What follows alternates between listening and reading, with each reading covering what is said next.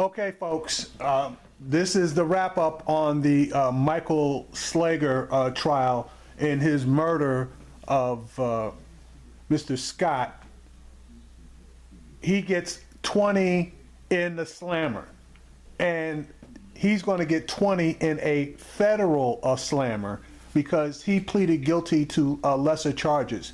Now, the judge could have sentenced him all the way up to life, but 20 is a nice number, okay? 20 is a nice number. Obviously, he's going to be eligible for parole, so he probably will not do the full 20. He's probably going to do at least 10 to 15 of the 20. But at least there is some justice given in this particular case. Here's the clip from News One now. Prayers that went up for our family. I thank God for the attorneys.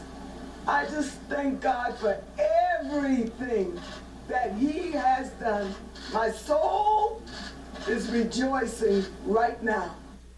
That is the mother of Walter Scott speaking after her son's killer, former officer Michael Slager, was sentenced to 20 years in prison as a result of that shooting that took place in 2015. Scott, who was not armed, was running away from Slager. Then the incident was caught on camera and sparked national outrage. Slager's state murder trial ended in a hung jury in 2016. In May of this year, he pleaded guilty to violating Scott's civil rights. Those were federal civil rights charges. Now, Slager had faced up to life in prison, but over the last 4 days, at a sentencing hearing, he was able to mount, in essence, a defense.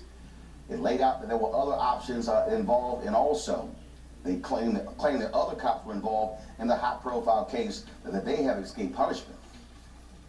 They did a wonderful job. The Scott family is pleased. I want the world to know that the Scott family is pleased. We got justice.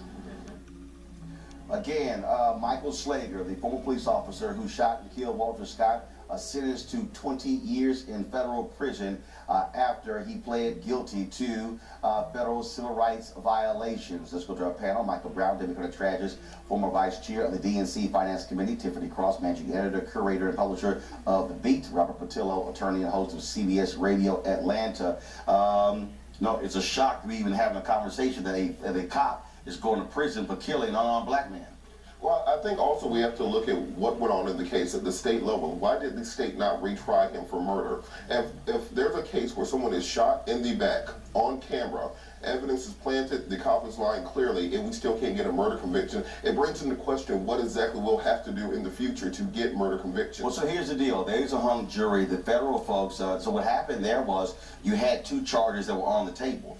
You had the state charge, then you had the federal charges. So what happened was, it was Slager's attorneys who realized he could be convicted of murder in state court. They chose to then plead guilty in federal court, knowing full well he could spend life in prison. Remember, it was a murder charge he was facing. Now, the state can still prosecute Michael. They can still prosecute Slager. So even though he has gotten 20 years in federal prison, they can still go back and retry him in the state courts. Well, first, I'm happy for the Scott family. That's first of all, and obviously our thoughts and prayers go out to their family for their loss. Does anybody know what the tally is on how many convictions have actually happened on these kind of situations? About two. About two. Right. And so, I mean, literally about two. I mean, you had the police officer in New York, the Asian police officer, and of course a lot of Asian activists were ticked off. He was convicted, but they gave him pretty much house arrest and community service. Of course, the woman in Tulsa, she got off. I'm trying to think as we go on. Daniel Holtzclaw, who was convicted of raping several black women, he went to prison. But in terms of any of these shootings, I can only, top of my head, I can only think of two. And this particular former officer had to plead guilty to get his conviction. To federal civil rights violations. Right. And it wasn't even a jury that convicted him. Right. clearly we still have a long way to go, as you just mentioned. Tiffany? Well, I think the scary thing about this is, you know, in the mainstream media, they chase the shiny object. So we're talking about this today, but right now that Donald Trump is in office and, you know, the news cycle is a ridiculous, endless stream of what's coming out of this administration, how many more Walter Scotts are out there that we're not hearing about? And I would also think at this point we should applaud Senator Tim Scott, who was a champion and spoke out on this, which shows this is not a political issue, it's not a bipartisan, it is a bipartisan issue. And this is something that Republicans should be all over, who purport to, you know, claim, you know, they support little government or small government. So, yeah, my biggest concern is how many of these cases that we're not hearing about, and people who are losing their lives today, but they don't get the mainstream media's attention. Well, first of all, I don't even know how many of these mainstream morning shows even cover this particular story. We also, of course, have the video. Let me stop him right there. It was not covered on CNN from what I saw, and I could have missed it.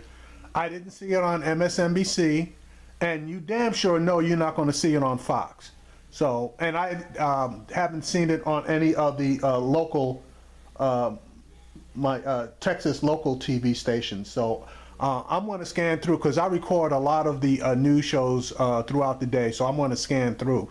But in my opinion, this really is the only show that has given this particular story any type of major airtime. Has been released a case out of LA where a black man was shot 17 times. They claim he was pointing a gun at officers. The video comes out. He wasn't pointing a gun as well. Sean King, of course, also has another story, just stunning, where you see the officer literally tracking this guy down, and that's what we see. And so at the end of the day, Michael, you're right. You have to have, the question is, will juries actually convict? Because remember, and also these police officers are purposely choosing trials by judge as well. We saw the police officer who shot, of course, who jumped on top of the car in Cleveland and fired the shots into the car. That judge released him. He was found not guilty. You had the police officer Oh yeah, and I remember that particular case. And that was a black judge, if I'm not mistaken, that let him go. I could be wrong, but I know there was a black judge involved in one of these cases. Actually, I think I am wrong. The black judge that was involved was the black judge that was in Baltimore that found all of those, well, he basically found two of the cops not guilty in the case of the guy that was put in the back of that police van, and he ended up with a severed spine.